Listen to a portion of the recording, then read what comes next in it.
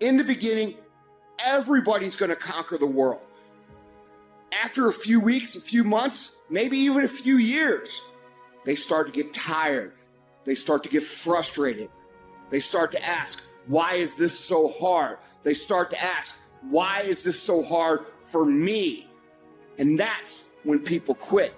When you start feeling that massive frustration, that massive anger, that massive stress, you are about to have a breakthrough. You are about to move through an area that most people can't make it through. You need to have grit. You need to have the stick-to-itiveness to persevere past the point that your competition will. It's the ones who understand that things are going to improve and keep focused on the end result that make it through it.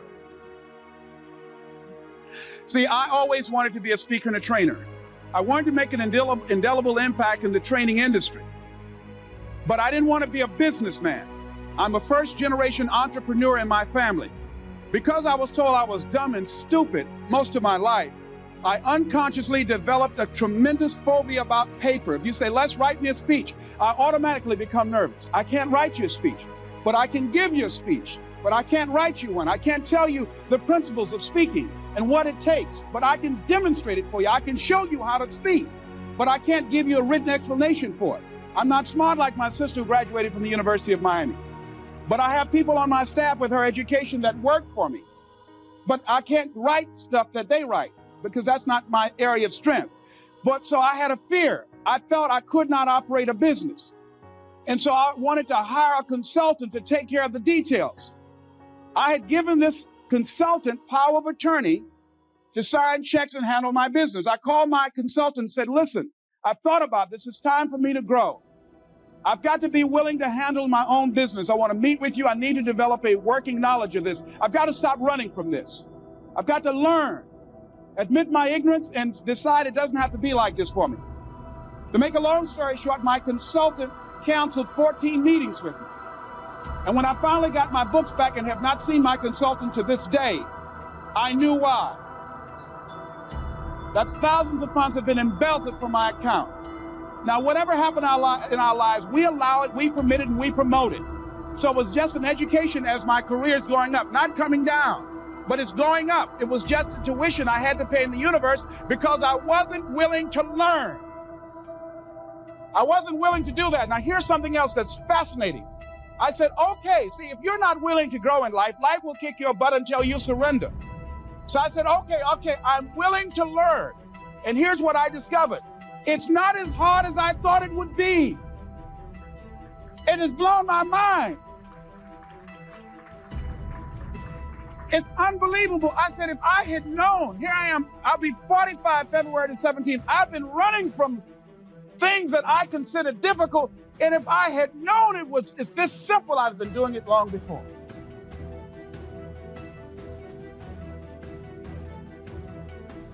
I wake up every single day. I am who I say I am. And I get what I get because I live in beast mode. Y'all got to do me a favor. Stop being gazelle. You're not average. You were born to be great. You were born to be great. You are a royal priesthood, a chosen generation. You're not average. You're not good. You're great. God created you to be great. So be phenomenal. I will break you before you break me. You will not defeat me. You will not destroy me. Some of you are so ignorant. You've been through so much hell. You gonna quit now? You got 2 more to go. And when you get to success, it's not about skill. When you get to a certain level of success, it's about stamina. So you got to be willing to grow. Osborne said, unless you attempt to do something beyond that which you've already mastered, you will never grow. So you've got to decide to grow. See, most people won't try and grow. Now, why wasn't I willing to do that, ladies and gentlemen? Because I didn't want to fail. I didn't want to look stupid. I didn't want to admit the fact that I didn't know something. 85% of people in life allow their fear of failure to outweigh their desire to succeed. Repeat after me, please. Anything that's worth doing is worth doing badly. Absolutely. See, if you know how to do something right, well, it only makes sense to do it right. But see, I wasn't willing to be a businessman badly. See, if you want to make it in life, here's how you can begin to make your goal, ladies and gentlemen. Decide to make your life a great experiment. See, most people want to experiment, ladies and gentlemen. Most people want to be perfect when they come out the gate. Most people want to do things right all the time. You're not going to do everything right. You're going to make a lot of mistakes. You're going to have a lot of failures. You're going to have a lot of struggles. You're going to feel dumb and ask questions and don't know what to do or where to go. And that's part of growing. That's part of the experimentation process. See, life is about living. Life is about growing. Life is about challenging yourself. Life is about stretching. What if you don't make it? So what? I'm enjoying the trip. Hello.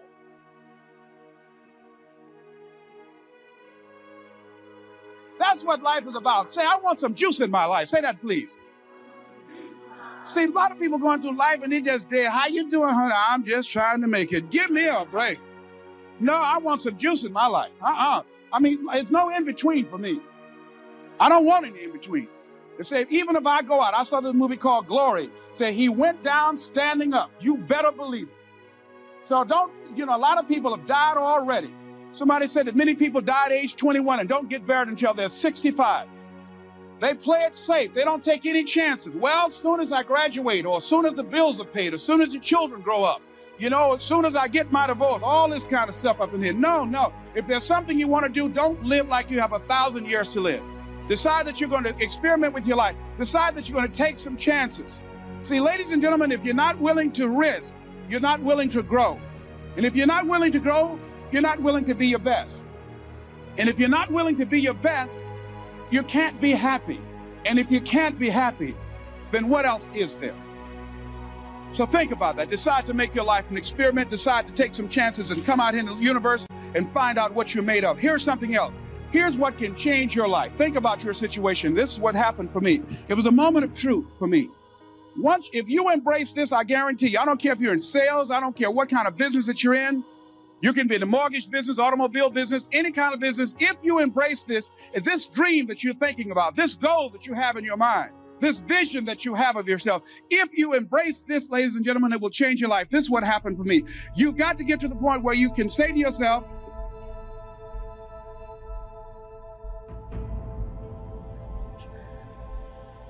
this is the key to changing your life. When you say that, I, repeat please, I have had it.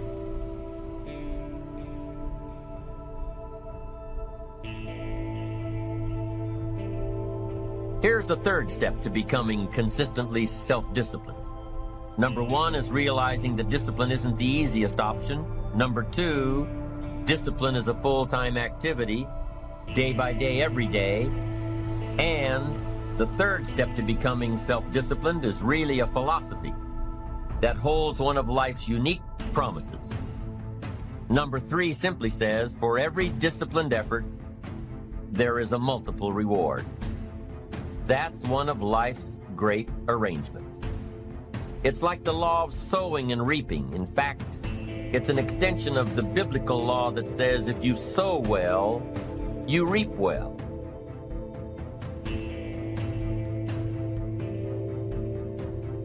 Now here's a unique part of the law of sowing and reaping. Not only does it suggest that we'll all reap what we've sown, it also suggests that we'll reap much more. Life is full of laws that both govern and explain behaviors. But this may well be the major law we need to understand. For every disciplined effort, a multiple reward. For every disciplined effort, a multiple reward. What a concept. If you render unique service, your reward will be multiplied. If you're fair and honest and patient with others, your reward will be multiplied. If you give more than you expect to receive, your reward is more than you expect. But remember, the key word here, as you might well imagine, is discipline.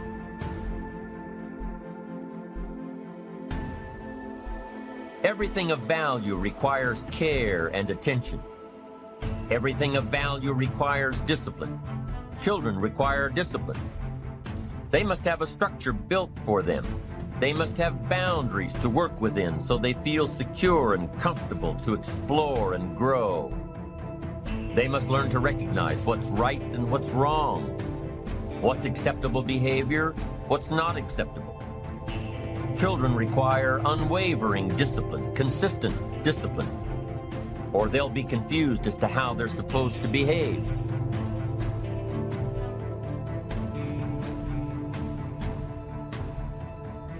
Likewise, our thoughts require discipline. We must set up our inner boundaries, our codes of conduct, or our thoughts will be confused. And with confused thoughts, we'll end up being confused, hopelessly lost in the maze of life. And confused thoughts produce confused results. Look around you at this very moment in time. What might you be doing that needs attention? Perhaps you're on the brink of giving up, or starting over, or starting out. And the only missing ingredient to your incredible success story in the future is a new and self-imposed discipline that will make you stay longer and try harder and work more intensely than you ever thought you possibly could. The most valuable form of discipline is the one that you impose on yourself. Don't wait for things to deteriorate so drastically that someone else must impose discipline into your life. Wouldn't that be tragic? How could you possibly explain the fact that someone else thought more of you than you thought of yourself? That they forced you to get up early and get out into the marketplace when you would have been content to let success go to someone else who cared more about themselves. Your life, my life, the life of each one of us is going to serve as either a warning or an example.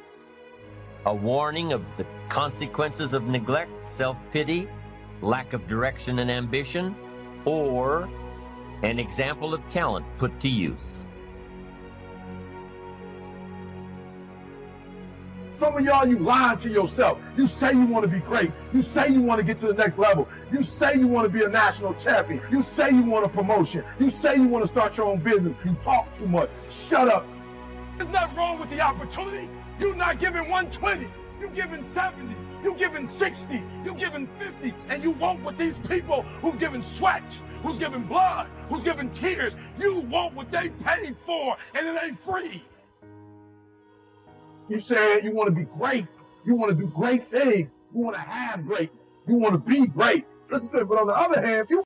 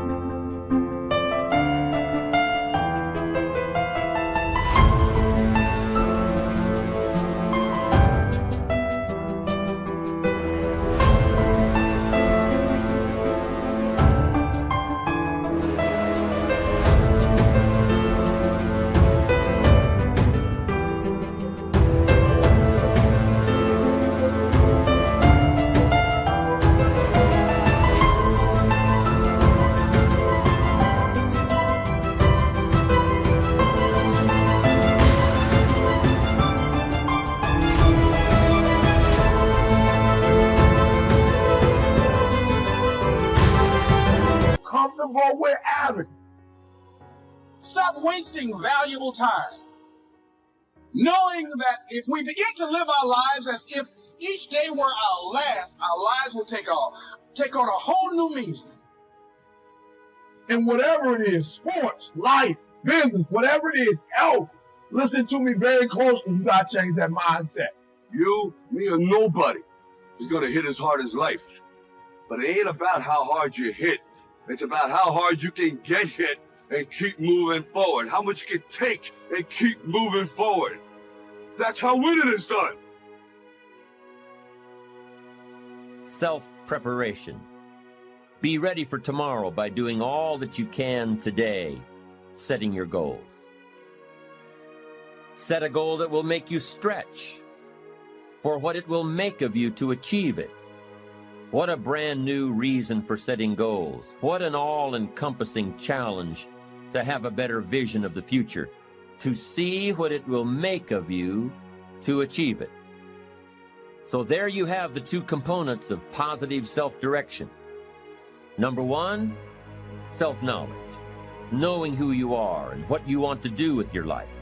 And number two, self-preparation, getting ready for the opportunities before they come your way. You need both aspects for positive self-direction. Figuring out who you are and what you want. And being prepared for the day you reach your goals. Being ready. Being worthy. Becoming the person you need to be in pursuit of what you want. What good is an opportunity if you're not prepared to take advantage of it?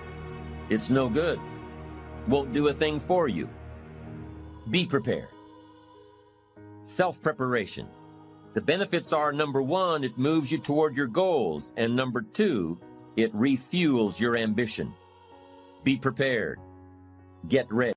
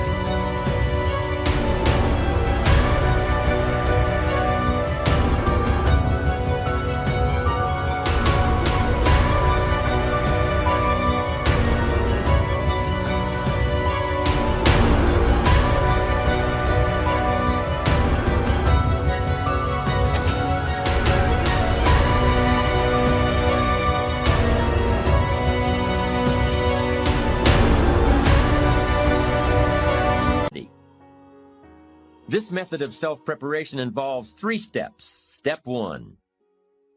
Carefully consider where the next opportunity for reaching your goal will originate. Where will it come from?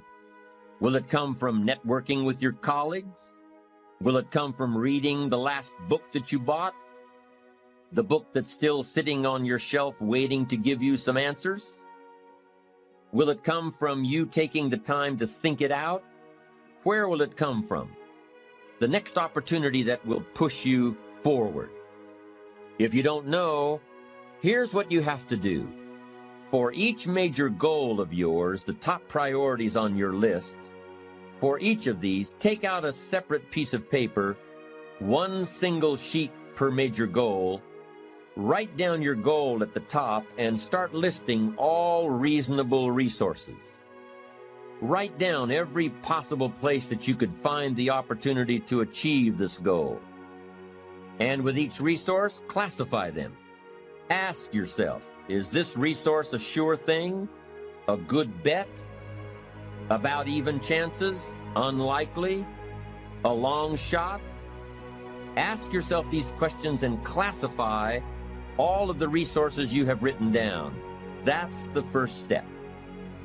The second step in this method of self-preparation is to make sure you know what you need to do to be prepared for your opportunities. Go through your entire list of goals and resources and classify them. Break each resource into concrete steps of preparation. Start by working on the sure bets first, and then move down the line. The long shots will come through every so often, but start with the resources that will serve you best now. Get ready for the opportunities before they come your way. Step 3 in the self-preparation method is to do all you can to make each opportunity more likely to happen. After you've determined what you have to do to get ready, to be prepared, after you've determined this, see what you can do to expedite the process. What can you do to increase the likelihood of this opportunity? Go over it and over it and over it. Use these 3 methods again and again as you assess where you are now and where you have to go next to keep moving toward the achievements that are most important to you. Step 1, consider your resources. Step 2, determine what you have to do to get ready. Step 3, expedite the opportunities. And by the way, this method of self-preparation works wherever you are in your journey, whether you're close to your goals or whether you're just starting your journey of self-direction. This method works. Have working knowledge to draw from. Continually work on yourself in preparation of where you want to be. Build a reservoir of thoughts and ideas and philosophies and experiences that are your own. Build, grow, change, get ready, be prepared. Be prepared for a life worth living. Now here are the 4 ifs that make life worthwhile. Number 1, life is worthwhile if you learn. Nothing worse than being stupid. Life is worthwhile if you learn. Learn from your personal experiences. Learn from other people's experiences. Second, life is worthwhile if you try. Now you've got to take what you've learned and see if you can try your hand at it. Someone says, well, you can't try, you have to do. No, you have to try. I put the bar up 2 feet and asked the kids who can jump 2 feet. I can, some say. I can't, some say. I don't know, some say. How are you going to know? You don't. You've just...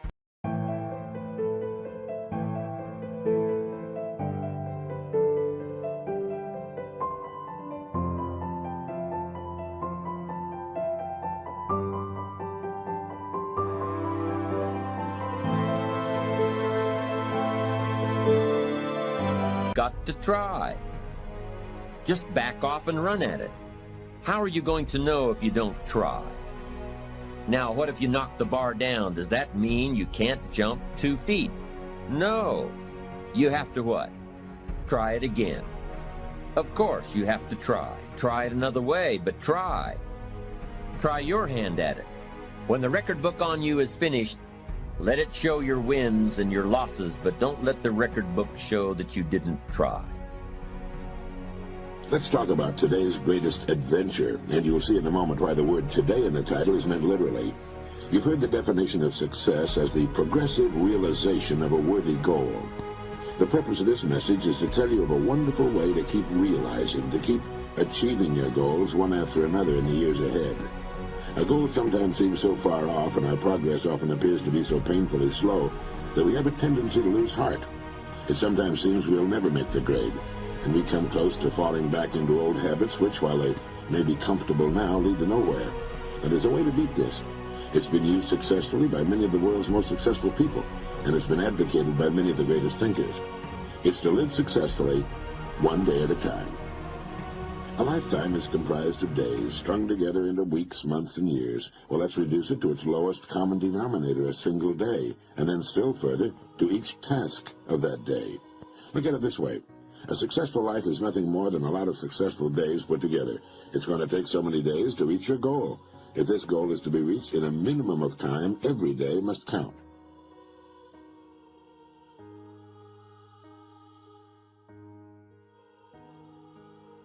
Credit goes to our awesome patrons who make videos like this one possible.